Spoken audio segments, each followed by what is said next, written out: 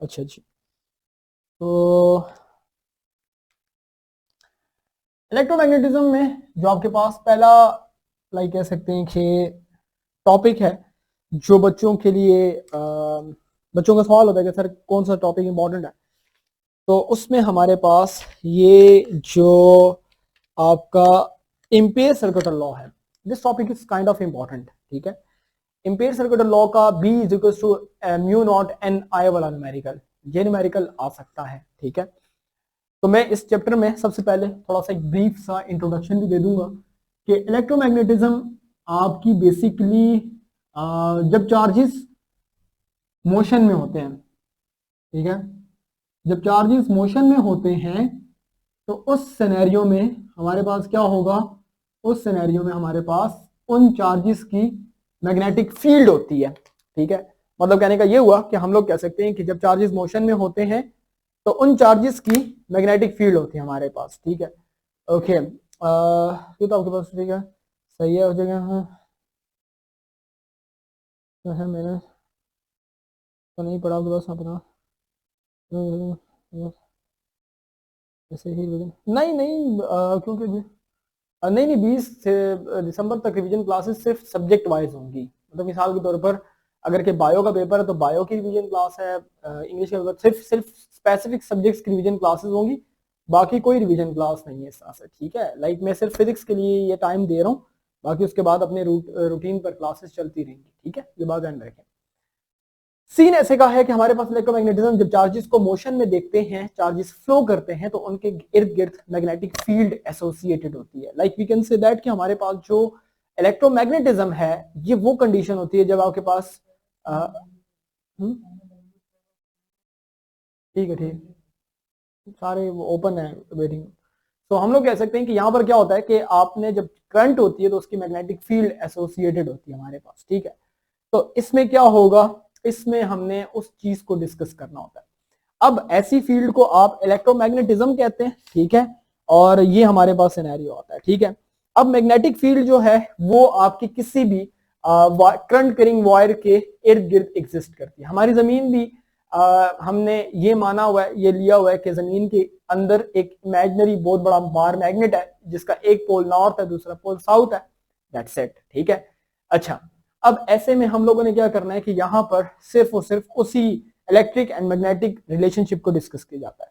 सबसे पहला टॉपिक आता है force on a current carrying conductor. जब magnetic force on a current carrying conductor, एक ऐसा कंडक्टर है, लेट्स से ये मार्कर है, इसमें से करंट गुजर रही है, आप इसको परमानेंट मैग्नेटिक पोल्स के अंदर रख देते हो, परमानेंट मैग्नेटिक फील्ड के अंदर रख देते हो, तो वो जो मैग्नेटिक फील्ड है एक्सटर्नल वाली वो इस करंट कैरिंग कंडक्टर पर फोर्स एक्सर्ट करेगी, मैग्नेटिक फोर्स लगाएगी, जिसकी वजह से ये कंडक्टर जो है वो ये करंट कैरिंग कंडक्टर है, इसमें से करंट गुजर रही है, तो इसको हम लोग कहते हैं करंट कैरिंग कंडक्टर।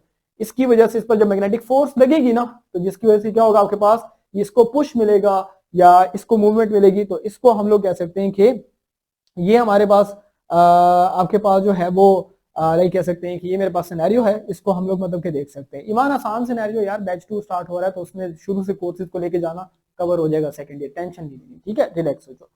तो हमारे पास जो है ये इलेक्ट्रोमैग्नेटिज्म इस फील्ड में लाइक कह सकते हैं कि जो force on current carrying conductor है, बेसिक सा टॉपिक है। ठीक है, F is equal to I L B, short question कहीं आ सकता है या फिर एमसीक्यूज आ सकता है, और इसमें ना एमसीक्यूज वगैरह का चांस बेसिकली होता है।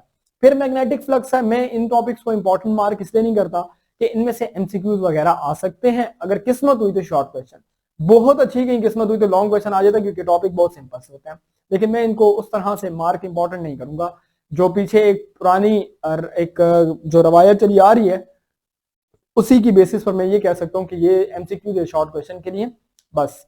अच्छा, इसके बाद मैग्नेटिक फ्लक्स है हमारे पास, लाइक कह सकते हैं कि ये जो मैग्नेटिक फ्लक्स है, मैग्नेटिक फ्लक्स के टॉपिक में एमसीक्यूज के लिए पोर्शन है, ये जो है ना ये एमसीक्यूज के लिए बहुत ज्यादा इंपॉर्टेंट होता है। ये पेज नंबर आप 95, ये जो बॉक्स है, दिस बॉक्स इज वेरी ये येलो बॉक्स जो है ना, येलो बॉक्स, ये बहुत इंपॉर्टेंट है, इससे एमसीक्यूज निकल आता है, so you have to prepare this box. ये काफी डिटेल से डिस्कस किया हुआ वेबर वाला कि मैग्नेटिक फ्लक्स जो है वो बेसिकली वेबर में लेते हैं और उसका क्या रिलेशन, अब 1 tesla is equal to weber per metre square, ये box, this box is very important for the MCQs. तो मैं इसमें लिख देता हूं 95 पर कि हमारे पास पेज नंबर 95 पर क्या है। पहले नंबर पर आप लिखेंगे कि पेज 95, ठीक है, आपके पास जो है ना ये इंपॉर्टेंट फॉर लाइक कह सकते हैं कि एमसीक्यूज है, सही है, इंपॉर्टेंट फॉर एमसीक्यूज। ये इसमें से इनफैक्ट इस दफा एमडी कैट में भी एमसीक्यूज आया था, ठीक है, नम्स में भी शायद आया था एमसीक्यूज, एमडी कैट का तो था और यूएचएस का था शायद। तो ये इतना इंपॉर्टेंट पेज है, ठीक है, इसके लिए लगा था, मैंने क्लिप भी अपलोड किया था।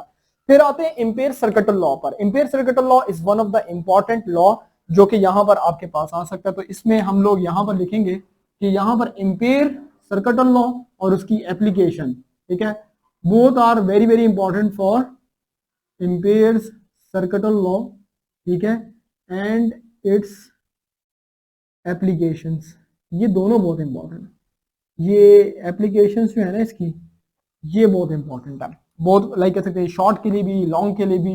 ये आप मतलब कि ना ध्यान में रखिए, एमसीक्यूज भी कर लेते हैं लेकिन शॉर्ट लॉन्ग के लिए बहुत इंपॉर्टेंट है, न्यूमेरिकल के लिए भी।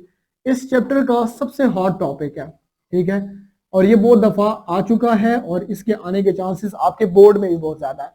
तो इस टॉपिक को आप नहीं छोड़ सकते हमारे पास, ठीक है, तो इस चीज को आपने ध्यान में रखना है, सही है।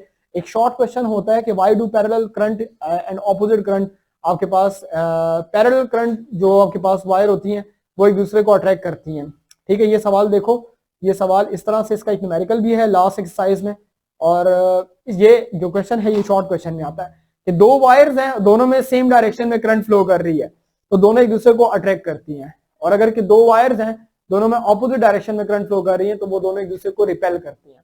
ऐसा क्यों होता है? क्योंकि आप कह सकते हैं कि लेट्स से फॉर एग्जांपल, मिसाल के तौर पर जो सेम डायरेक्शन की करंट होती है वो दोनों करंट लूप एक दूसरे को सपोर्ट करते हैं। मतलब कहने का ये हुआ कि अगर मिसाल के तौर पर करंट ऐसे जा रही है और ये let's say for example anti clockwise current है दोनों में, तो एक साइड इसकी नॉर्थ बन जाएगी, दूसरी साइड साउथ बन जाएगी। इसी तरह से दूसरे करंट की भी नॉर्थ एंड साउथ, तो दोनों एक दूसरे को खींचती हैं। तो पैरेलल के केस में ऑपोजिट हो जाता है। क्लास 10 का कॉन्सेप्ट है इनफैक्ट ये, तो ये सवाल जरा थोड़ा सा माइंड में रखिएगा कि this question is kind of important.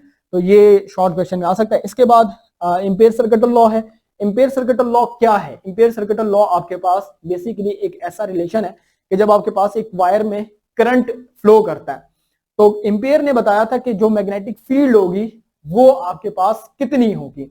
इसके जो करंट कैरिंग वायर है इसमें जो मैग्नेटिक फील्ड होगी उसकी वैल्यू बेसिकली क्या होगी या किस फैक्टर पे डिपेंड करेगी, तो वो एक्सप्रेशन इसने दिया था जो कि B = μ0 divide by 2 pi into I/R था। ये रिलेशन इसने यहां पर दिया था, तो ये रिलेशन डिराइव करने का भी कह सकते हैं। इसके बाद इसकी एक एप्लीकेशन है वो सोलेनॉइड वाली के B = μ0 Ni, n number of turns per unit length में आपके पास आते हैं, वो बहुत इंपॉर्टेंट है।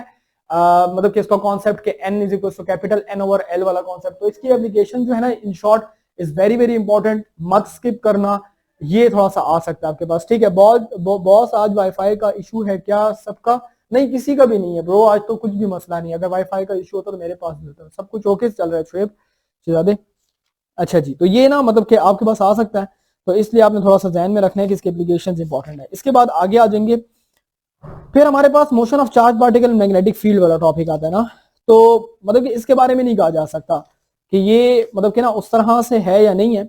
इसमें एक टॉपिक ये आता है ना, ये जो साइक्लोट्रॉन फ्रीक्वेंसी वाला टॉपिक है कि जब आप ना किसी चार्ज को मैग्नेटिक फील्ड के अंदर छोड़ते हैं, ठीक है, एक सर्टेन वेलोसिटी के साथ, तो वो क्या करता है, वो बेसिकली आपकी जो है ना मतलब कि सर्कुलर मोशन परफॉर्म करता है। तो ऐसे में हम लोग कह सकते हैं कि उस केस में क्या होगा, उस केस में आपके पास जो है ये जो motion of charge particle in magnetic field है, इसमें ना ये टॉपिक जो है ना ये the force on current carrying conductor and motion of charge particle in magnetic field, ये जो पेज नंबर है पेज नंबर 104 पर, ये और इसके यहाँ पर क्विज है, why wheat flour is usually pass near magnet before being packed, why a steel ship become magnetized as it is constructed.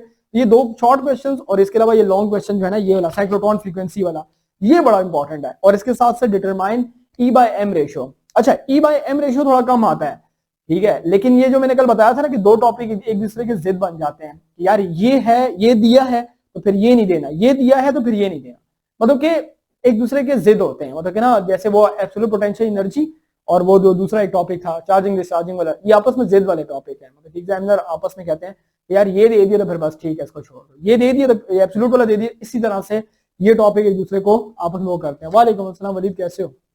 तो कहने का मतलब ये हुआ कि the force on current in conductor and motion of particle in magnetic field जो है ये बेसिकली ना ये पेज नंबर 104 से लेकर ये 107 जो है ये थोड़ा करके चले जाना, क्योंकि इसमें ना लॉन्ग का चांस बन सकता है। ठीक है, वैसे तो नहीं होता, मैंने इस तरह से कोई देखा नहीं है, लेकिन जब किस्मत बुरी हो ना तो फिर ये टॉपिक आते हैं। ये प्लान बी वाले टॉपिक है। अब तुम समझ रहे हो, तुमने मेरे साथ वो इंप्रूवमेंट वाली जिसने क्लास ली होगी, मैंने तुम्हें बताया था कि केपी में मैंने प्लान ए और प्लान बी कर दिया था कि पेपर या तो इस तरह से या इस तरह से। तो एपीएस के पॉइंट ऑफ व्यू से बता रहा हूँ कि ये जो टॉपिक है ये प्लान बी वाले टॉपिक है, पेज नंबर 104 से लेकर 107 तक के टॉपिक। तो इस चीज को आपने माइंड में रखना है, that's it. Okay sir please ये बेटा इंपॉर्टेंट बता। फाकरा वालेकुम अस्सलाम, कैसे हो? ठीक हो? ओके बोर्ड पे लिख रहा हूँ बच्ची ये, ठीक है। ओके ये डिस्टॉर्टेड वाली जो है ना ये क्लास 10 का कॉन्सेप्ट है। इलेक्ट्रॉन बीम जो है वो इफेक्ट होती है आपके मैग्नेट के लाने से। तो ये क्वेश्चन मैंने कुछ बताए हुए भी है, इनको देख लें आपके पास, ठीक है। ओके एक लेक्चर तो मिल गया आपको, दूसरा लेक्चर भी अपलोड हो जाएगा। इसके बाद मलाइका हो जाएगा बच्चे, ठीक है। फोर्स ऑन ये आपके पास ना motion of charge particle magnetic field, ये एक ब्रॉड टॉपिक है और इसमें तुमने ये वाला करना है।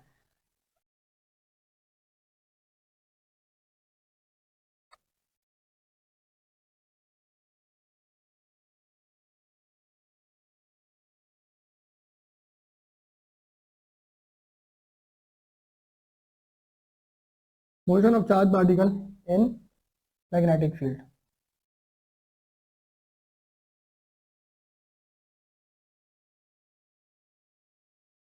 ठीक है। और इसमें आपने पेज नंबर, ये जो आपके पास ये पेज, ये लॉन्ग टॉपिक है, पेज नंबर 104 से 107 तक आपने कवर करना है, क्योंकि ये ना लॉन्ग के लिए आ सकता है, ठीक है। तो फिर उधर सर एक टॉपिक जो है ना लॉन्ग के लिए इंपॉर्टेंट है ये, इनफैक्ट मतलब कि ना प्री बोर्ड, ठीक है, सेंड अप में प्री बोर्ड के लिए दोबारा एपीएस के फजाइया के लेक्चर नहीं लूंगा, ये रिवीजन क्लासेस नहीं होंगी, प्री बोर्ड के लिए नहीं है कोई क्लासेस। हाँ क्रैश कोर्स में मतलब कि हम लोग बता देते हैं, ओवरव्यू कर देते हैं, लेकिन इस तरह से क्लासेस नहीं होंगी। तो ये टॉपिक नोट कर लेना कि ये अगर सेंडअप्स में नहीं आता तो फिर इस दफा प्री बोर्ड में है 2025 का प्री बोर्ड जो है, ठीक है। तो ये दोनों में से हो सकता है कि एक आ जाए, तो ये सीन आपने ध्यान में रखना है। अच्छा इसके बाद आपने क्या करना है कि आगे चले जाएं। Torque on a current carrying coil जो है ये बेसिकली हम लोग कह सकते हैं कि इसमें ना फिर मैंने ये टॉपिक बीच में स्किप किया हुआ है, वेलोसिटी सिलेक्टर वाला। नॉर्मली शॉर्ट क्वेश्चन निकलता था कभी कभार, मतलब कि निकाल लेते हैं कि वेलोसिटी सिलेक्टर के बारे में पूछ लेते थे, लेकिन मैं इसको बहुत ज्यादा इंपॉर्टेंट मार्क नहीं कराऊंगा कि बस ओके सीन है। Torque on a current carrying coil जो है ये भी सही है, ठीक है। मतलब कि ना ये शॉर्ट क्वेश्चन के लिए पर्सपेक्टिव से भी मतलब कि पूछा जा सकता है, और लॉन्ग के लिए चांसेस थोड़े से कम होते हैं, ठीक है। Torque on a current carrying coil जो है क्या सीन होता है कि आपने कॉइल ली है, ठीक है, और उसको आपने मैग्नेटिक पोल्स के दरम्यान में रख दिया। तो ये मैग्नेटिक पोल्स के बीच में कॉइल को क्या मिलती है, फोर्स मिलती है, टॉर्क मिलता है, जिसकी वजह से वो टर्निंग स्टार्ट कर देता है। तो उसको आप कहते हो कि यार इसका जो टॉर्क है उसके लिए हमने एक शॉर्टकट रखा हुआ है नायाब, यानी कि NIAB फैक्टर्स होते हैं, number of turns, current, area of loop and magnetic field. तो ये बेसिकली हमारे पास क्या होता है, ये बेसिकली हमारे पास जो है वो अगर हम लोग देखें ना तो हम लोग ये कह सकते हैं कि ये torque on a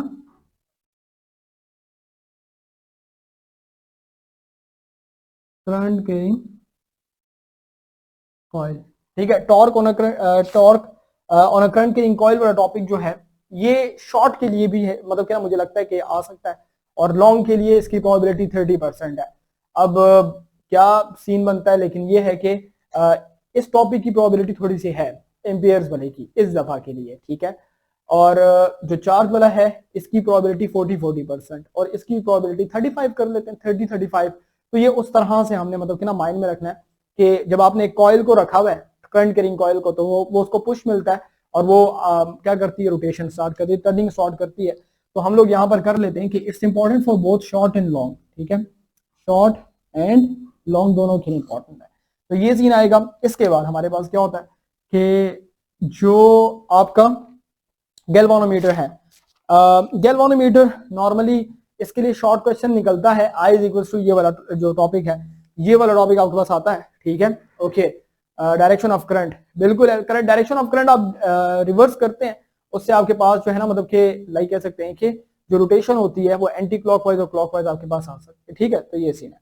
okay, so basically I is equal to C phi divide by N A B, ये फैक्टर्स हैं। इससे रिलेटेड शॉर्ट क्वेश्चन के लिए प्रिपेयर रहिएगा, लेकिन मैं उस तरह से इसको मार्क आउट नहीं कराऊंगा कि यार आप कहेंगे कि सर मतलब कि बस हर चीज नहीं, उस तरह से मैं मार्क आउट नहीं कराऊंगा, लेकिन माइंड में होना चाहिए कि यार क्या क्या आ सकता है, प्लान बी टाइप चीज है ये, सही है। तो इसको आपने ध्यान में रखना है। इसके बाद बेसिकली क्या होता है कि conversion, this conversion are very very important topic. Okay, galvanometer की एम मीटर में, ठीक है। तो हम लोग कह सकते हैं कि रीज्वाइन कर लो बच्चे मेरी तरफ से, ओके। गैल्वानोमीटर की एम मीटर में, सही है। आपके पास कैसे कन्वर्जन होती है कि जब आप गैल्वानोमीटर के साथ एक लो रेजिस्टेंस लगाते हैं, जैसे शंट रेजिस्टेंस पैरेलल में लगाते हैं, तो उसमें क्या होता है कि वो एम मीटर में कन्वर्ट होता है। अब ये जो कन्वर्जन है ये इंपॉर्टेंट है, और इससे शॉर्ट क्वेश्चन लॉन्ग क्वेश्चन आ सकता है, एमसीक्यूज भी आता है। The value of shunt resistance in ideal ammeter will be, ideal ammeter में शंट रेजिस्टेंस की वैल्यू 0 होती है, या फिर आप कह सकते हैं कि ना होने के बराबर होती है। तो कहने का मतलब ये हुआ कि ये आपने ध्यान में रखना है कि शंट उसको नाम दिया हुआ है, सिर्फ कि low resistance in parallel combination वाला केस है। तो आप कहेंगे कि जो कन्वर्जन ऑफ कह सकते हैं कि गैल्वानोमीटर है, कन्वर्जन, ठीक है, of galvanometer to ammeter and voltmeter, ठीक है। सो ये जो कन्वर्जन है ये आपके पास ना शॉर्ट और लॉन्ग दोनों के लिए इंपॉर्टेंट है, तो इसलिए ना इसको थोड़ा सा करके जाना, ठीक है। ये एम मीटर और voltmeter are very very important. Voltmeter में हाई रेजिस्टेंस आप सीरीज में लगाते हैं, ठीक है, और एम मीटर में जो लो रेजिस्टेंस आप पैरेलल में लगाते हैं। तो कहने का मतलब ये हुआ कि हम लोग कह सकते हैं कि जो शंट रेजिस्टेंस आपके पास होगा वो बेसिकली आपके पास करेगा। मिसाल इसके लिए you have to visit the lecture, मैंने पूरा दिन लगाया था इस पर, मतलब कि पूरा घंटा लगा हुआ इस पर कि शंट रेजिस्टेंस का यूज क्या है, वाई भी। मैंने ट्रैफिक की एग्जांपल दी थी, like we can say that कि यार ट्रैफिक में आपके पास जब आपके पास एक बिजी रोड है, ठीक है, और एक आपके पास जो है वो मतलब कि खाली रोड है, तो ट्रैफिक को डाइवर्ट करने के लिए, चार्जेस को डाइवर्ट करने के लिए शंट रेजिस्टेंस लगाया जाता है कि आपका गैल्वानोमीटर से अगर ज्यादा चार्जेस गुजरेंगे तो दो पॉसिबिलिटी होती है, या तो फुल स्केल डिफ्लेक्शन या गैल्वानोमीटर आपके पास जल जाता है, तो आप उसको बाईपास करने के लिए साइड से आप करते हैं आपके पास, ठीक है। Okay, so how can the range आपके पास by varying the value of shunt resistance and high resistance, आप उसको वैल्यू को वेरी करते हैं बच्चे, तो आप इसकी रेंज को सेट कर सकते हैं, इसकी रेंजेस बना सकते हैं। तो वो जिस वक्त डिजाइन किया जाता है कोई भी एम मीटर या voltmeter, so we have to like कह सकते हैं कि very the values of shunt resistance या हाई रेजिस्टेंस, आप इनकी वैल्यूज को वेरी करते हैं और फिर आपको समझ में आता है कि हमारे पास जो है वो क्या सीन होता है। मतलब कि ना ये पूरा एक टॉपिक है, आप इसको शॉर्टकट में कर सकते हैं कि यार अगर कि मैंने इसको कन्वर्ट करना है, so what we have to do, simply we have to attach a low resistance with galvanometer in parallel combination, right. तो उस पैरेलल कॉम्बिनेशन में जिस वक्त आप लाइक कह सकते हैं कि उसको लगाओगे लो रेजिस्टेंस को, तो उसको हम लोग क्या कहेंगे कि वो हमारे पास क्या है, वो हमारे पास एक वे है जिसमें आपने चार्जेस को मतलब कि दूसरा रास्ता दिया हुआ है कि दूसरे पॉइंट पर मिलते हैं, एंड देन फिर हम लोग कैलकुलेट करते हैं। तो ये पूरी कैलकुलेशन, पूरी कहानी है, पूरा टॉपिक है यार, ये कन्वर्जन वाला, इनफैक्ट 10 क्लास में भी है, लेकिन इस जगह पर आपने इसको डिराइव भी करना होता है। तो इसकी डिराइवेशन के लिए फैक्टर्स जो है ना, ये जो फॉर्मूले हैं, R S is equal to I R I, ये आपके पास जो है ना ये आर जी आपके पास ना आई जी आर जी, ये वैल्यूज जो मतलब कि ना आपको डिराइव करने का कहा जा सकता है। So this topic is kind of like important for short question, तो थोड़ा माइंड में रख के जाना। तो ये सीन हमारे पास, ठीक है। ओके, मैं टॉपिक बता दूंगा, समझ वो कर लेना। ओके जी, सो बस इस चैप्टर में बेसिकली इतना ही है, लास्ट के वो छोड़ दो, मतलब कि वो जैसे प्रैक्टिकल टाइप चीजें हैं। इसके बाद आते हैं अगले चैप्टर पर 14 इलेक्ट्रोमैग्नेटिक इंडक्शन पर, सही है। इलेक्ट्रोमैग्नेटिक इंडक्शन में हमारे पास क्या चीज इंपॉर्टेंट है, सही है। मतलब कहने का ये हुआ कि इलेक्ट्रोमैग्नेट, इसमें मैंने काफी टॉपिक स्किप भी किए हैं, और इसमें जो मुझे हॉट टॉपिक लगता है वो ये टॉपिक है, हॉट टॉपिक, ठीक है, ये हॉट टॉपिक है, ठीक है, एक टॉपिक बहुत ज्यादा हॉट टॉपिक है और इसके आने के चांसेस हैं, और साथ साथ ये भी हॉट टॉपिक में है, ठीक है, इसको जरा देख लीजिएगा। ओके, इसके बाद आते हैं इलेक्ट्रोमैग्नेटिक इंडक्शन पर। इलेक्ट्रोमैग्नेटिक इंडक्शन, इलेक्ट्रोमैग्नेटिक इंडक्शन में क्या होता है,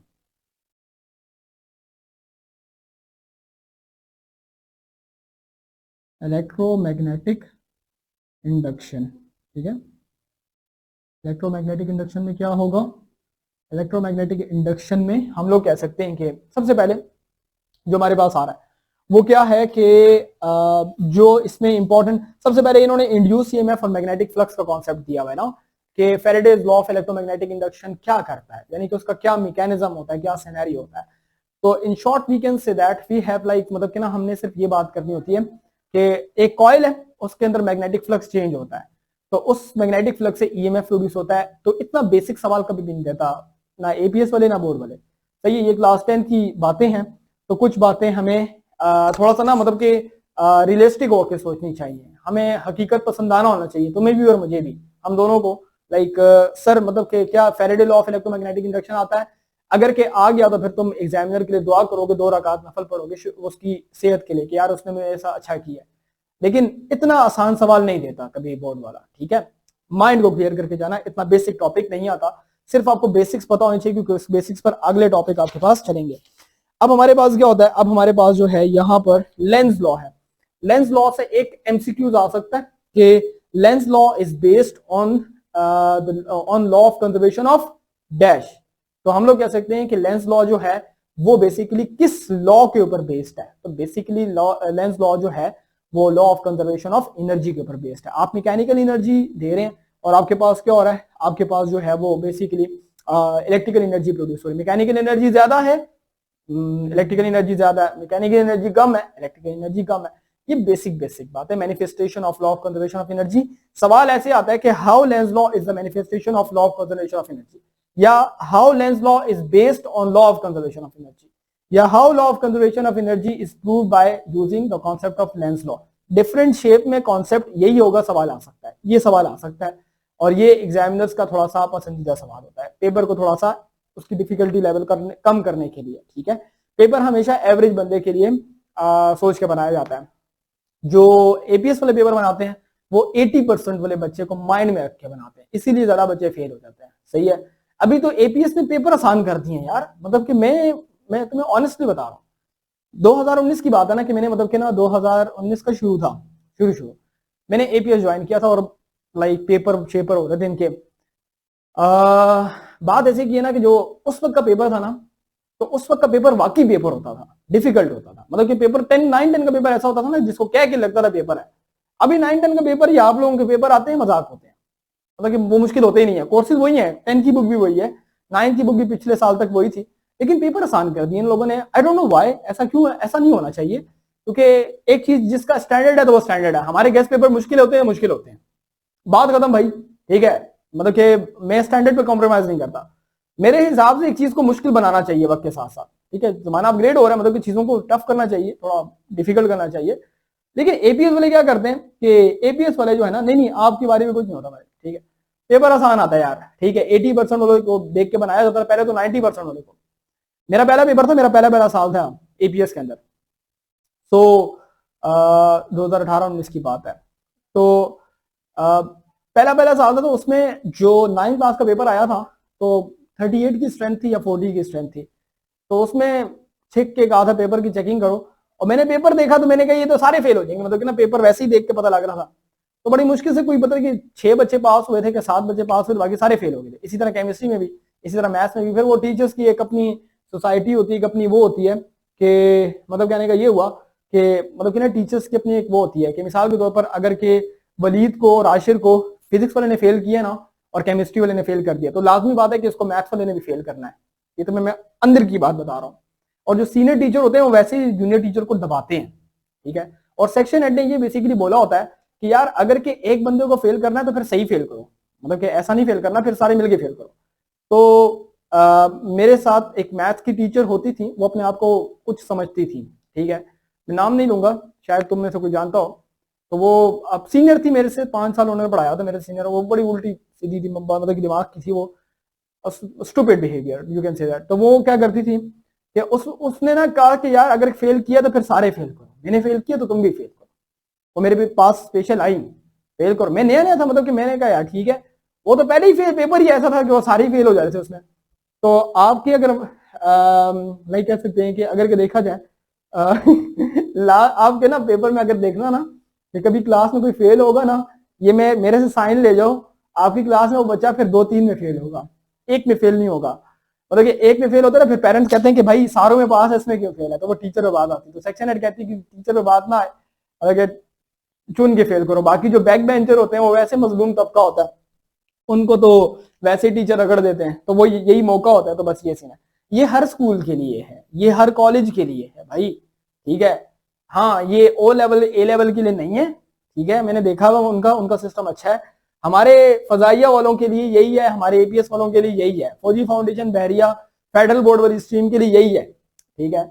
सो मतलब कि मैं ये जो बातें डिस्क्लोज करता हूँ मुझे मजा आता है, सही है। ये वो बातें हैं जो तुम्हें कोई टीचर नहीं करेगा, ठीक है, क्योंकि वो उनको पता है यार कि मतलब कि अगर बात बाहर गई तो फिर सारों की मतलब कि लाइक कह सकते हैं कि लिए मसला बनेगा ना, तो ये वो सीन है।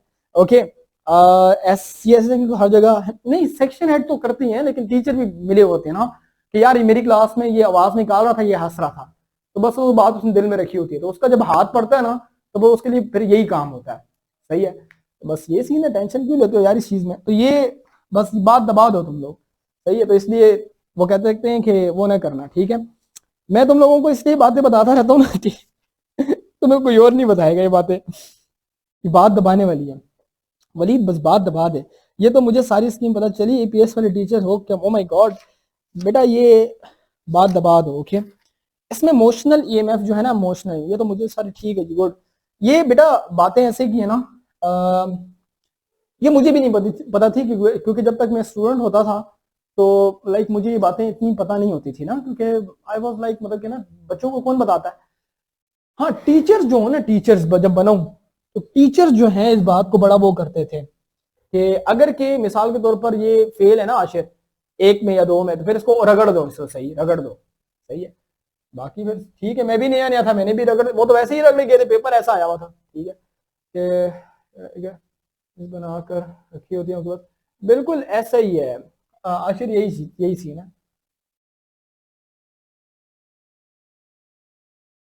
मतलब कि बड़ा चिल सीन है यार वो, मतलब कि ना हमारे यहाँ पर इस चीज में आप मानोगे इस बात को कि यार ये सीन होता है, ठीक है। ये इमोशनल ईएमएफ इज इम्पोर्टेंट आपके पास जो है। आशिर बेचारा फजूल में रगड़ा जा रहा है, आशिर मुझे पता है आशिर कुछ नहीं कहता, तो इसलिए मैं वो कर रहा हूँ, ठीक है। रेल गन में आपके पास मोशन कैसे लगेगा, बेसिकली रेल गन में बेटा वो कॉन्सेप्ट है, ये पावर यूज होती है, बीवीएल वाला कॉन्सेप्ट है, इमोशनल ईएमएफ वाला जो यहाँ पर यूज हो रहा है ना, ये बीआईएल वाला कॉन्सेप्ट है। थोड़ा सा मिसाल इसके लिए बेटा वो कर लेना, मतलब कि रिकॉर्ड लेक्चर देखना, मैंने पूरा एक्सप्लेन किया था, मैंने साथ एनिमेशन भी दी थी और बताया था कि बेसिकली करंट उस बेसिकली क्या करती है कि उसको आगे की तरफ फोर्स अप्लाई करती है, जितनी ज्यादा करंट उतनी ज्यादा फोर्स। तो ये वो वाला सिनेरियो हमारे पास आता है, इसको हम लोग कह सकते हैं कि यहाँ पर ना लाइक कह सकते हैं कि जो आपका जो फर्स्ट टॉपिक था force on current carrying conductor वाला, ये उसके साथ लिंक करता है, सही है। तो वहां पर हमने BIL लिया था, तो ये उस तरह से मतलब कि कह रहे हैं कि जिस वक्त आपके पास ये मूव करेगा तो आप मतलब कि ना इनपुट देकर आउटपुट ले रहे हैं, तो ये उस तरह से आपके पास आता है, ठीक है। ओके, तो सीधा कहते हैं कि आपकी आत्मा रोल दूंगा। ओके, फहद तुम क्यों बेटा उसके साथ पंगे लेते हो, तो लेकिन प्रोबेबिलिटी इज जस्ट 40%, ओके 40% कम है। जाके कहना होगा मैं आ जाओ, इवन हो दैट, क्या बात है यार Ashir, this is business bro. Okay, अच्छा जी, ठीक है, बिल्कुल सही है। इसके बाद सेल्फ इंड्यूस ईएमएफ और म्यूचुअली इंड्यूस ईएमएफ वाला टॉपिक जो है, इस टॉपिक में ना लाइक मतलब कि इस चैप्टर में ये जो टॉपिक है इस काइंड ऑफ लाइक थोड़ा सा बहुत माना जा सकता है, लेंस लॉ वाला शॉर्ट क्वेश्चन आ सकता है, मैंने वर्बली बता दिया है, ठीक है, ऐसा नहीं है कि मतलब कि इसमें नहीं लिखा तो ठीक है, लेकिन वर्बली बता दिया। सेल्फ इंड्यूस ईएमएफ और म्यूचुअल इंड्यूस ईएमएफ हमारे पास ना, self inductance and mutual inductance, Mariyam अल्लाह खैर करेगा बच्चे। सेल्फ इंड्यूस ईएमएफ और म्यूचुअली इंड्यूस्ड ये जो ईएमएफ होता है, म्यूचुअली इंडक्टेंस होता है, म्यूचुअल इंडक्टेंस या self induce EMF, self inductance जो होता है ना, बेसिकली ना दोनों टॉपिक्स में मुझे ऐसा लगता है कि सेल्फ इंड्यूस वाला थोड़ा बहुत है, लेकिन इसका जो ताल्लुक है वो इंडक्टर वाले के साथ चैप्टर 15 में आता है।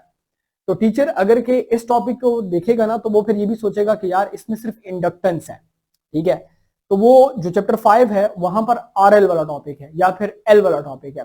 RL, RC और RLC ये तीनों टॉपिक्स में से एक टॉपिक आ सकता है। तो फिर वो टीचर क्या करता है कि इस टॉपिक की जगह वो लाइक कह सकते हैं कि मतलब कि ना इस टॉपिक की जगह फिर वो चैप्टर 15 के टॉपिक उठाता है, क्योंकि यही टॉपिक आगे यूज होते हैं। ठीक है, इंडक्टर के केस में एक तो इंडक्टर का बिहेवियर एसी के साथ होता है सेपरेटली और फिर उसका आरएल के साथ होता है। तो ये वही टॉपिक आपके पास आगे आएंगे, तो ये हम लोगों ने मतलब कि देखने होंगे। तो मतलब कहने का ये हुआ कि हम लोग ये कह सकते हैं कि इन टॉपिक्स को मैं नहीं करूंगा, मैं यहाँ पर एडी करंट को यहाँ पर लिख लेता हूँ। ठीक है, एडी करंट उस तरह से नहीं है, eddy current is kind of important for short question. ठीक है, तो ये फिर आपने ध्यान में रखना है। ठीक है, शॉर्ट क्वेश्चन के लिए थोड़ा अगर किस्मत अच्छी हुई तो लॉन्ग के लिए भी आ सकता है। तो ये सीन है, एसी जनरेटर लॉन्ग के लिए इंपॉर्टेंट हो सकता है। और इसके साथ ना यहाँ पर सेल्फ इंड्यूस वाला टॉपिक लिख लो। ठीक है, सेल्फ इंड्यूस वाला ईएमएफ वाला और लिख लो। ठीक है, लॉन्ग के लिए तो कुछ सीन बन सकता है। ठीक है जी, ओके। और थर्ड वाला जो है आपके पास क्या होता है कि एसी जनरेटर लॉन्ग के लिए, एसी जनरेटर आपके पास जो है ये लॉन्ग के लिए इंपॉर्टेंट है। ठीक है, ओके जी। सो लॉन्ग के लिए AC generator, eddy current short के लिए, सेल्फ इंड्यूस लॉन्ग के लिए आ सकता है। इसका फॉर्मूला आपके पास होता है तो जरा देख लेना एक नजर। ठीक है, इसके बाद आपका जो ट्रांसफार्मर का न्यूमेरिकल है वो आपके पास आ सकता है। ठीक है, कि बता दिए थोड़ा सा, बड़ी सिंपल है यार। देखो आपने ना आपकी मैग्नेटिक फील्ड अगर के, ठीक है, अगर कि आपकी मैग्नेटिक फील्ड जो है ना वो चेंज होती है किसी कंडक्टर की सरफेस के ऊपर, मतलब कि एक कंडक्टर की सरफेस है उस पर मैग्नेटिक फील्ड चेंज होती है, तो उस कंडक्टर की सरफेस के ऊपर एडी करंट प्रोड्यूस होती है, यानी कि करंट इंड्यूस्ड होती है। उस सरफेस पे जो करंट इंड्यूस होगी ना उसको आप एडी करंट कहते हैं। ये हमारे पास सीना और कुछ भी नहीं। अब्दुल्ला मलिक, एक डायमेंशन का क्या मतलब? एक डायमेंशन का मतलब होता है लेंथ। ठीक है, सिंगल डायमेंशन मतलब कि स्ट्रेट पाथ, ये सिंगल डायमेंशन है, वन डायमेंशन है। ठीक है, तो ये हमारे पास जो है एसी जनरेटर आपके पास आएगा। That's it. लास्ट में कौन सा टॉपिक है आयशा बेटा? ये एसी जनरेटर मैंने लिखा हुआ है, देख लो। ठीक है, सो ये सीन है। Back EMF short, back EMF of AC motor जो है ना वो शॉर्ट के लिए। ठीक है, बैक ईएमएफ जो है ना, बैक ईएमएफ ये इंपॉर्टेंट चीज है। ठीक है, back EMF of AC motor ये आ सकता है। ठीक है, तो ये शॉर्ट के लिए ना, ये मैंने देखा भी हुआ है काफी जगहों पर कि back EMF of AC motor आता है। इसके बाद फिफ्थ पे हमारे पास ट्रांसफार्मर का न्यूमेरिकल होता है नॉर्मली, और इसका शॉर्ट क्वेश्चन होता है। ट्रांसफार्मर का हम शॉर्ट कर लेते हैं क्योंकि ट्रांसफार्मर में ना एक क्वेश्चन ये आता है कि आप इसको ना फुल आयरन कोर क्यों नहीं लेते, आप इसके लिए स्मॉल पीसीस क्यों लेते हैं, तो उसकी रीजन वो होते हैं। ठीक है, एक डायमेंशन वाला क्वेश्चन है। कौन सा डायमेंशन वाला क्वेश्चन है बच्चे? ठीक है, देखो यार, ये बेसिकली ना एक फुल आयरन पीस नहीं लेते, आप छोटी छोटी पीसेस लेते हैं और उनको ज्वाइन करते हैं आपस में। तो इसकी रीजन आपको जो है ना वो लाइक कह सकते हैं कि पूछी जाती है कि यार ऐसा क्यों होता है, तो वो रीजन ये होती है कि अगर फुल ब्लॉक ले लेंगे तो आपके पास ना उसकी जो वो है एडी करंट है वो बहुत ज्यादा स्ट्रॉन्ग होगी, हाई होगी, तो इस वजह से हम लोग अवॉइड करके सिंगल पीसेस लेते हैं। ट्रांसफार्मर है, ठीक है, ट्रांसफार्मर है, ओके। ट्रांसफार्मर में शॉर्ट क्वेश्चन बेसिकली निकलता है। ठीक है, ओके। तो शॉर्ट क्वेश्चन आपके पास इसमें से निकल सकता है वो एडी करंट वाले के केस में। That's it. स्टेप डाउन का मतलब ये होता है कि जब आपके पास कोई पूछ रहा है कि number of coils in secondary coil, secondary coil में जो नंबर ऑफ टर्न्स होते हैं ये कॉइल ये वायर के, तो इस अगर के नंबर ऑफ टर्न्स कम है तो आपके पास वो स्टेप डाउन करेगा, और अगर के नंबर ऑफ टर्न्स ज्यादा है तो आपके पास वो स्टेप अप करेगा। तो इस चीज को आपने ध्यान में रखना है कि ये बेसिकली आपके पास आएगा और कुछ नहीं। ठीक है, फोर्थ पर क्या लिखा है? फोर्थ पर बेटा बेसिकली आपके पास जो है ना ये back EMF of AC motor. ठीक है, back EMF of AC motor आपके पास आएगा, तो इस चीज को देख लीजिएगा। परफेक्ट है, ठीक है। सो स्टेप अप का मतलब कि number of turn secondary coil में ज्यादा होंगे तो आपके पास वो वोल्टेज की वैल्यू को बढ़ा देगा, और अगर कि कम होंगे तो आपके पास स्टेप डाउन कर देगा। तो इसलिए आप इसको देखेंगे कि ये हमारे पास ये सीन है। परफेक्ट है, अच्छा जी। सो यहाँ पर आपने क्या करना है कि यहाँ पर अल्लाह खैर करेगा, इसका कोई मसला नहीं है, तो इस चीज को आप देख लीजिएगा।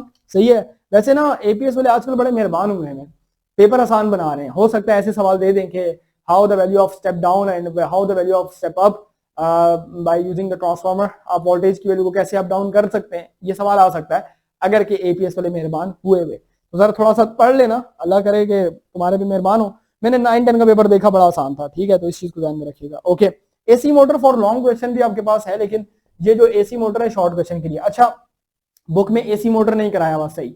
मैंने, अगर तुम्हें याद हो तो मैंने पूरी मतलब क्या ना लाइक कह सकते हैं कि इधर डायग्राम बनाई थी और मैंने इसका वेव फॉर्म से समझाया था कि आपके पास ना वो जो मैग्नेटिक फील्ड होती है वो आपके पास क्या होती है, रोटेट करती है। किस किस को याद है वो जो दरमियान में हमने रोटर के लिए मैग्नेट बनाया था और हमने कहा था कि ये जो साउथ होता है ये एक्सटर्नल मैग्नेट के नॉर्थ को पकड़ता है और फिर वो रोटेशन स्टार्ट करता है। कितने बच्चों को ये चीज याद है? ठीक है, तो ये उस तरह से पेपर में करना कि एग्जामिनर को लगे कि हाँ भाई वाकई में बच्चे का कॉन्सेप्ट है। ऐसे जानना छुड़ा के आना बुक वालों की तरह मत लिख देना, इनफैक्ट नोट्स में भी नहीं है। सही है, जो मैंने तुम्हें कहा था 2 फेज एसी मोटर मैंने करवाई थी, मैं 3 फेज भी करवा सकता हूँ, लेकिन 3 फेज के लिए फिर उस वक्त हमने वेव फॉर्म नहीं समझे हुए थे जो कि हमने चैप्टर 15 में शादी सीजन में पढ़े थे। तो कहने का मतलब ये हुआ शादी सीजन 2.0 जो थी हमने ली थी 2.0, तो उसमें जब वेव फॉर्म हमने समझे हैं तो वहां पर भी हमने करंट और वोल्टेज की 2 वेव फॉर्म समझे हैं, 3 नहीं समझे हमने। ठीक है, 3 आपके पास 3 फेज का कॉन्सेप्ट ही आपके कोर्सेज से निकाल दिया। इनफैक्ट हमारे वक्त में कोर्सेज में था, जो मेरे वक्त का बंदा होगा ना, यानी कि 2006 से 2016 के दरमियान का बंदा जिसने एफएससी दरमियान में की होगी, उसको 3 फेज कॉन्सेप्ट पता होंगे।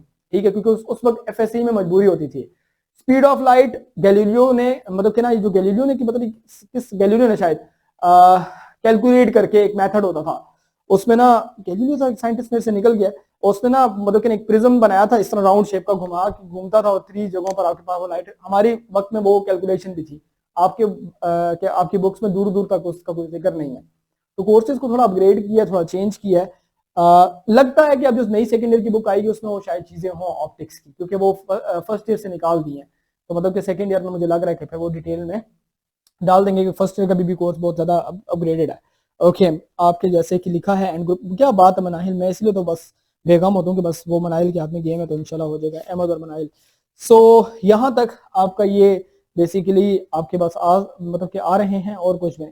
न्यूमेरिकल का बेटा मैं कुछ नहीं कह सकता, न्यूमेरिकल का बताना थोड़ा मुश्किल है। ठीक है, किस चैप्टर के आ सकते हैं, कहाँ से आ सकते हैं, यार नहीं बता सकता, it's very difficult. Okay, like how can, मतलब कि ना कैसे करूँ बात, मुझे कुछ समझ नहीं आती बात की कि यार किस जगह से आ सकता है किस जगह से नहीं आ सकता, तो वो लाइक बताना थोड़ा सा जो है ना लाइक डिफिकल्ट होता है। ठीक है, तो इसलिए मैं इसको वो नहीं करूंगा। कल की और आज की अपलोड कर दीजिएगा। हाँ, शिदादे मिल की है, बल्कि फसीहा है, मैंने कहा फसी है, फसीहा पुत्र बच्चे मैंने अपलोड कर दी हुई है, तुम जरा ग्रुप चेक करो, आपको मिल गई होगी रिकॉर्डिंग।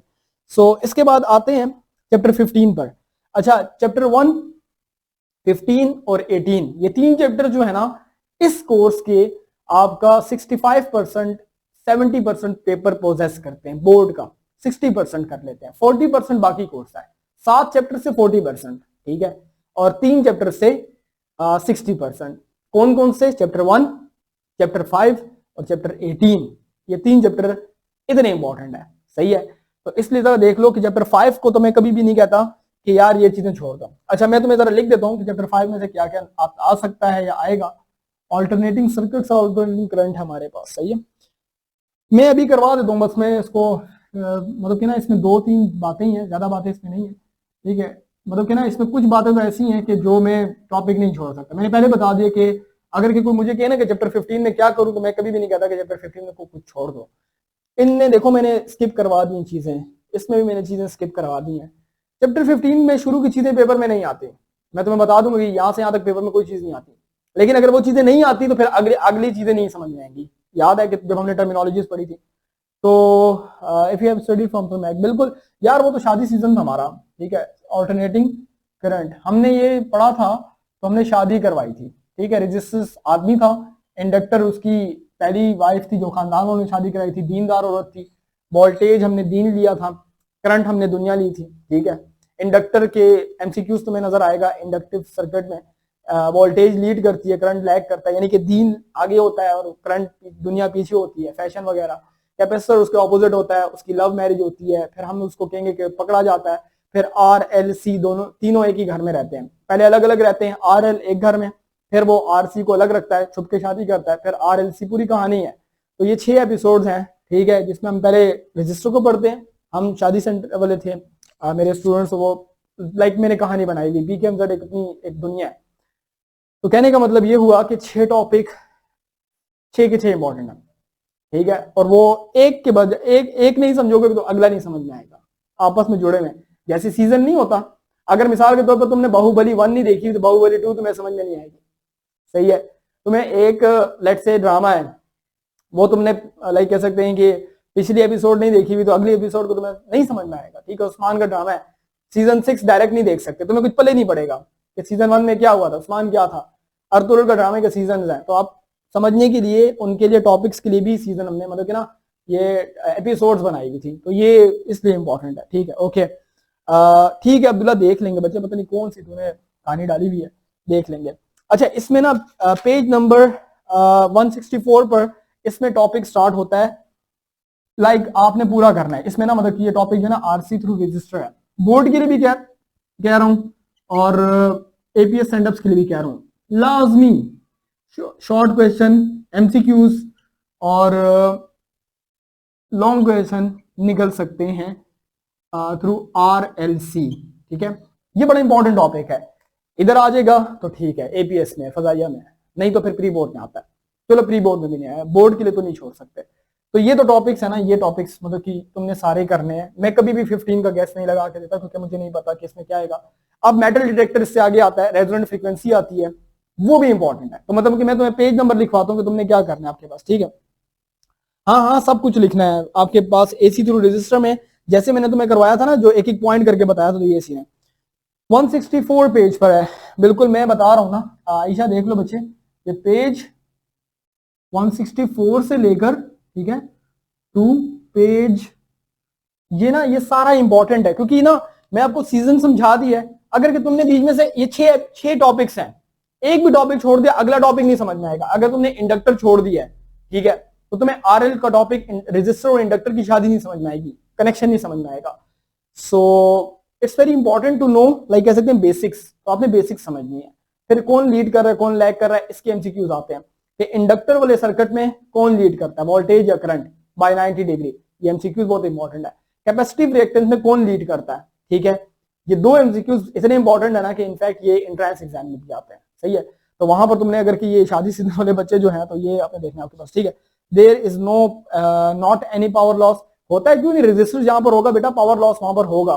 रजिस्टर वो बंदा है जो दीन और दुनिया को घर में दोनों चलाता है, ठीक है, बराबर चलाता है, मतलब कि फैशन के वक्त फैशन और दीन के वक्त दीन। तो ये हमने इस तरह से याद रखा था कि जब आपके पास कंडीशनल बात होती है ना, तो पावर लॉस जब भी आर देखोगे ना, आर पावर लॉस होगा, ठीक है। बस इस कॉन्सेप्ट को ध्यान में रख लेना, ठीक है, जहां पर भी आर होगा। अब भले ज्यादा है कम है वो एक अलग कहानी है, लेकिन होगा जरूर, ठीक है।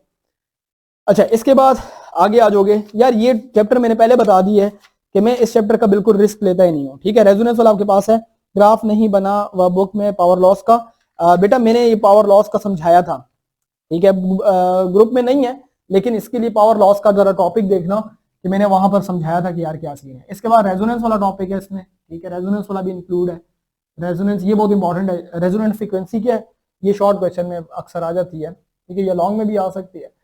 तो मुझे अगर कोई ये कहता है कि 15 में बता दें यार, 15 मेरा ऐसा चैप्टर है ना कि इसको नहीं स्किप कर सकते, मैंने पहले बता दिया 15 115 है आपके पास, ठीक है। पेज नंबर देख लेते हैं, पेज नंबर 184, 184 ये स्किप ही नहीं हो सकता बीच में। अगर तुम कर सकते हो अपने ऑन पे तो ठीक है, मैं किसी को कुछ कहूंगा नहीं, ठीक है। ये तो बिल्कुल स्किप ही नहीं कर सकते ना, एक ही सीजन है। इसके बाद आपके पास जो है ना वो मिल जाएंगे आफरीन, आपको मिल जाएंगे, ठीक है। ये लेकिन ये है ना कि वो फिर देखेंगे आफरीन, अगर तुम उसके 15 के लेक्चर कह रहे हो तो लाइक इट्स वेरी लाइक कह सकते हैं डिफरेंट, मतलब कि ना ये फिर मैं देखूंगा, लेकिन हम लोग इस तरह शेयर नहीं करते, ठीक है। ये जो ये रिकॉर्डेड लेक्चर है ये मैं आपको शेयर कर दूंगा, that's it. Principle of metal detector है आपके पास, ठीक है, और मैक्सिमम पावर आउटपुट है, ये चैप्टर 2 वाला टॉपिक है, तो इसको देखेंगे। तो ये मैक्सवेल इक्वेशन ये, और प्रिंसिपल ऑफ मेटल डिटेक्टर ये भी इसमें आता है, ठीक है। प्रिंसिपल ऑफ मेटल डिटेक्टर ये भी इसी में आता है, ठीक है, principle of metal detector, metal detector, okay ये। और आपके पास जो 4th नंबर है इसमें क्या होता है, मैक्सिमम पावर आउटपुट, ठीक है। ये जो हमने चैप्टर 2 में कहा था ना, वो जो maximum power output power theorem जो था, ये वो चीज है, ठीक है, मैक्सिमम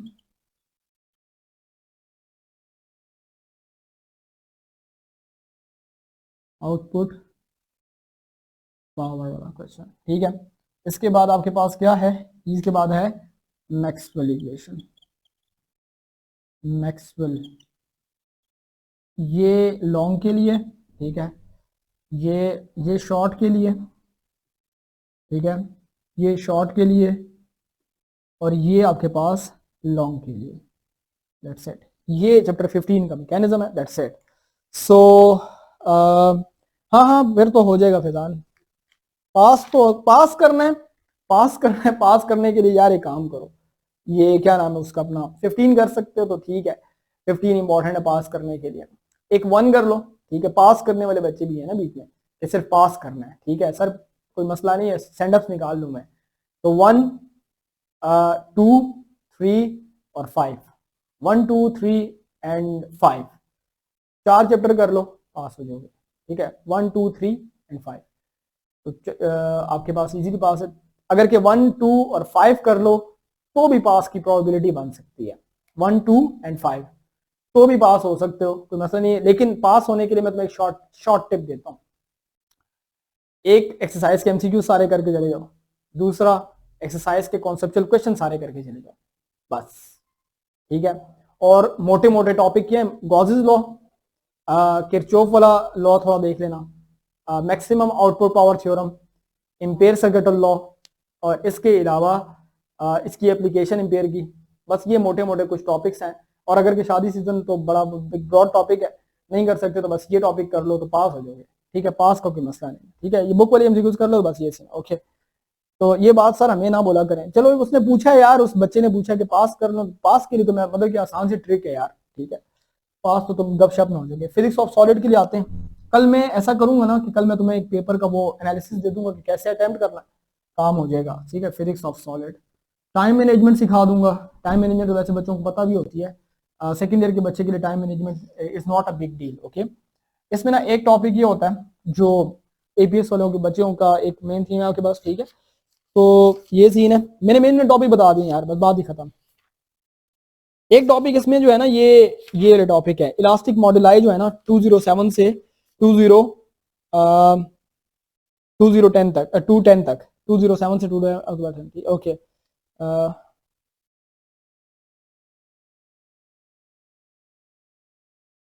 अच्छा अच्छा अच्छा, ठीक है बेटा, ठीक है, खैर अब टेंशन नहीं लेनी भाई, कोई तोता है कोई मैना है, धोखे में नहीं रहना है, सब चैन है, ठीक है, ओके, सही है। Page number, okay. अब मसला ये है कि तुम लोगों के टीचर्स के साथ हालात हालात और वाकयात भी मतलब कि ना ठीक नहीं होते, ठीक है। देखो मैं तुम्हें एक बात बताऊं ना, अगर if you are a back bencher ना, कम से कम एक टीचर के साथ लगा के रखो, ठीक है। अब तुम इसे लड़के कुछ और समझेंगे, करना पड़ता है भाई, करना पड़ता है, सही है। मैंने पंगा लिया था एमएससी में, उन्होंने मुझे रगड़ के रख दिया था, ठीक है। तो पंगा नहीं लेने के मोड में, एक टीचर के साथ बना के रखा करो। लड़कों को कह रहा हूँ, लड़के हमेशा पंगे करते हैं टीचरों के साथ, फीमेल टीचर या मेल टीचर किसी के साथ बना के रखो। तुम्हारी तुम्हारी दोस्ती किसके साथ है, चौकीदार के साथ है, कैफेटेरिया वाले के साथ है, वॉशरूम के बाहर बंदा बैठा था उसके साथ दोस्ती है, और भाई इन लोगों के साथ दोस्ती चलो ठीक है, लेकिन बात ऐसे की है टीचर के साथ किसी एक के साथ बना के रखो, बड़ा फायदा मिलता है इस चीज का, ठीक है। जो कॉलेज ही नहीं जाते फिर बस बेटा वो फिर सलाते हाजात पढ़े, ओके, 210 तक लिखें। तुम्हारी दोस्ती किन के साथ है, जो मतलब कि ना, अब मैं क्या अब राज खोलूं तुम लोगों के, चौकीदार के साथ है, मतलब कि ना उसके साथ, और वो कैंटीन वाले अंकल के साथ है, ठीक है। प्राइवेट स्टूडेंट्स का एडमिशन कब स्टार्ट होगा यार, इस चीज का मुझे नहीं पता। हाँ है मैथ्स वाला के साथ, पर फिजिक्स वाले के साथ नहीं बनती। फाहद बस गुजारा कर, बच्चे किसी तरह से निकाल ले। एक टीचर अगर के अच्छा है ना तेरा, ठीक है, अगर पास मार्क्स करके नंबर दे देता है, ये मैं उन लड़कों को कह रहा हूँ, लड़कियों का कोई मसला नहीं, लड़कियां निकाल लेती है पेपर, ठीक है, लड़कियां पढ़ने वाली होती है। ये लड़के रो रहे हैं सारे, मतलब किधर के सर ये हो रहा है वो हो रहा है। तो बेटा ये प्रो टिप दे रहा हूँ कि एक टीचर के साथ बना के रखा करो, ठीक है, मतलब कि एक टीचर के साथ, सही है। वो कोई भी फीमेल मेल कुछ भी हो सकता है, उसके भले तुम्हें नाज नखरे उठाने पड़े, तुम उसके लिए बैग उठा के फिर रहे हो, तुम उसके लिए कॉपियां लेके आ रहे हो, कुछ भी करो, लेकिन एक टीचर के साथ कॉलेज स्कूल में बनानी पड़ती है। The fact is fact, if you are going to university, तुम मेरी बात को याद करोगे कि हमें टीचर ने बोला था, सर मैक ने बोला था इस चीज को, ठीक है, ओके। अब सेशन हेड टीवी में देख कर अब मेरा बस, खैर है वर्दा, तो कोई मसला नहीं है, धरना दे देना तुम। फ्रंट बेंचर हूँ आई साइड की वजह से आशिर को कुछ समझ आए ना आए, मैम कहती होगी आशिर यू आर अंडरस्टैंडिंग।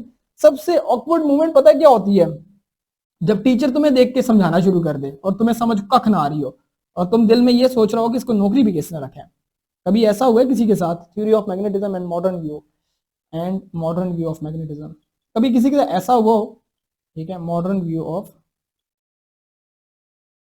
हमारे ना वो थे चेयरमैन साहब थे ना, हमें पढ़ाते कुछ भी नहीं थे, लेकिन उनको ना एक मसला था। वो मसला ये था कि वो उर्दू नहीं बोलते थे, वो पश्तो बोलते थे, वो सख्त किस्म के पश्तून थे। ठीक है, actually he hates Punjabi and Urdu वाले लोग ना, मतलब क्या, वो नफरत की नजर से हमें बड़ी नीच नजर से देखते थे। तो वो एक दिन क्लास में आके, अब वो पश्तो में लगे हुए अपनी ना स्टोरी, ठीक है, बस उनकी हर वक्त स्टोरी में एक बात होती थी कि मेरा जो बेटा है वो इंग्लैंड में ना पढ़ता है, ठीक है, मैं उसको ले गया, पुल के नीचे बंदा दिखाया जो सोच रहा था, मैंने उससे कहा कि तुम इससे बेहतर हो क्योंकि तुम्हें हालात अच्छे मिले। बस ये स्टोरी हर क्लास में जब भी कहीं मौका मिले ना, हर बंदे को सुनाने लग जाते थे, जब भी कभी फेयरवेल में उनको कह दे। वो कहीं हुआ ये कि हमारी 60 लोगों की क्लास थी, 60 लोगों की, 66 लोगों की क्लास थी। तो वो क्लास में आए हैं और क्लास में आके शुरू हो गए, स्टोरी करने शुरू हो गए, कोई मतलब कि ठीक, हम लोग तो मतलब कि टीचर को काबिल इज्जत समझते हैं बहुत ज़्यादा, लेकिन वो हमें ना, मुझे कम से कम, क्योंकि मैं आई वाज उर्दू स्पीकिंग वाला पर्सन वाला बंदा है मैं, मुझे मेरी पश्तो इज नॉट गुड, ठीक है, मैं रहता पिशावर में हूँ, लेकिन my Pashto is not good, fluent नहीं है, ठीक है, फ्लुएंसी नहीं है, मैं तो सब लोगों से प्यार मोहब्बत वाला बंदा हूँ। वो टीचर जो थे उन्होंने क्या किया कि वो जो चेयरमैन साहब थे उन्होंने क्या किया भाई, उन्होंने स्टोरी सुनानी शुरू कर दी। अब मुझे पश्तो समझ आए ना आए, मतलब कि ना उनकी पश्तो भी स्वाभी वाली कोई अजीब सी पश्तो थी, ठीक है, वो मतलब कि ना एक सख्त पश्तो क्या होती है, वो वाली पश्तो मुझे समझ नहीं आ रही, और कई मेरी नजरें मिल गई उनके साथ। अब वो नजरें जो है ना, वो वो बंदा मुझे देख देख के यूं, और वो पूरी क्लास में मुझे ही देख रहा है।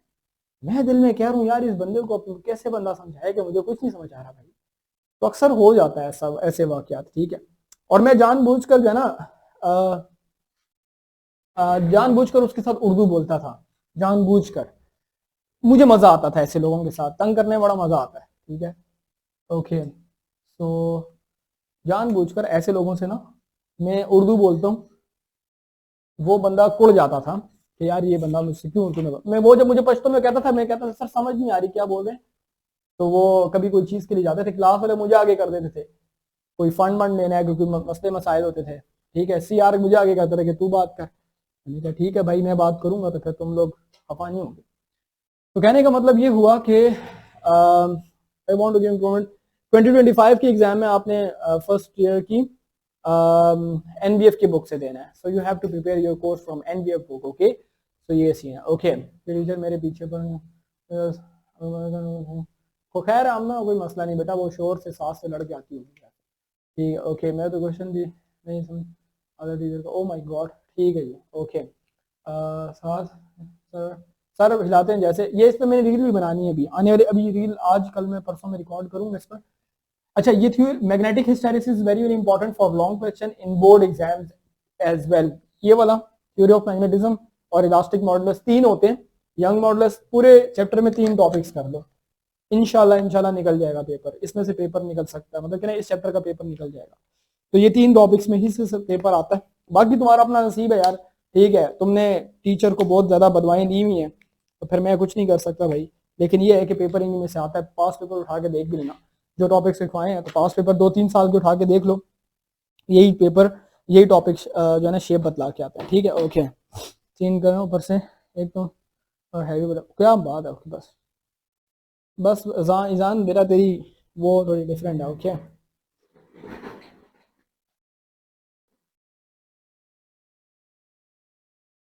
लॉन्ग के लिए टॉपिक बता दें, पूरे पास करने के लिए टॉपिक बता दें। यार मैं बताता हूँ, एक मिनट सब्र कर भाई, ठीक है, जरा मुझे तस्वीर लेने दे, फिर मैं तुझे बताता हूँ। जरा ये तस्वीर एचडी में भेज देता हूँ ना, ये कैमरे के साथ ले लेता हूँ, ठीक है, ओके।